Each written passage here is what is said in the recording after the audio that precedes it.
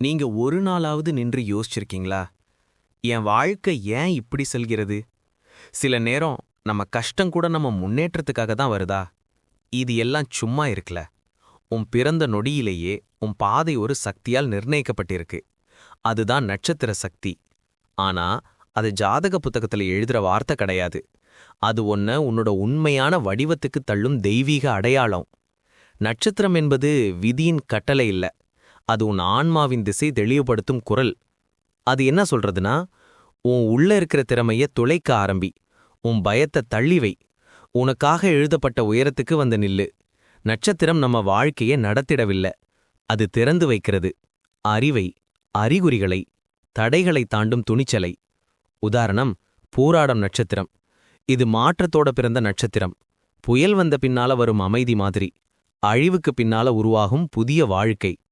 இந்த நட்சத்திரம் சொல்வது, வெடிச்சாலும் நீ மலர்வாய். உன்னை யாராலும் தடுக்க நிறுத்த முடியாது. கஷ்டம் வரலாம், ஆனா ஒவ்வொரு முறை நீ விழுந்தாலும் அதே இடத்துல மண்ணாகாமல் அக்னியாக எழுவாய். ஐல்யம் நட்சத்திரம். ஆழமையான உணர்வு, உள்ளுண்மை, உணர்ச்சியில உருவான ஞானம். உனக்கு வாழ்க்கை என்ன சொல்றதுனா, முன்னே போய் வளர, ஆனா முதல்ல உன் உள்ளத்தை பார்க்க கத்துக்கோ.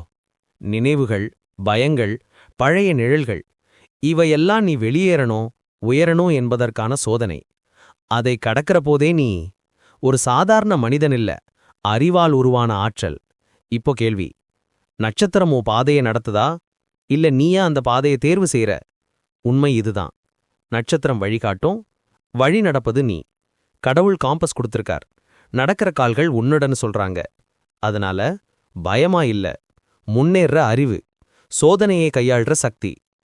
இனி இந்த உண்மை தெரிஞ்ச பிறகு நீ பெயர் படிச்சது காரணம் இல்ல, நட்சத்திரம் தெரிஞ்சது காரணம் இல்ல, நீ உன்னை அறிய ஆரம்பிச்சது தான் காரணம். இது நல்லா இருக்குன்னு நினைச்சா அது போதும். நீ ரெடி. உன் நட்சத்திரம் மௌனமாக சொல்கிறது, இப்போதான் உன் பயணம் ஆரம்பமாவுது. நீங்க மற்றவர்களைப் போல அல்ல, உன் நட்சத்திரம் வழிகாட்டும். உங்களுக்கு இது பிடிச்சிருந்தானா லைக் பண்ணுங்க, சப்ஸ்கிரைப் பண்ணுங்க. அடுத்த வீடியோல மற்றொரு நட்சத்திரம் பத்தி பேச போறோம்.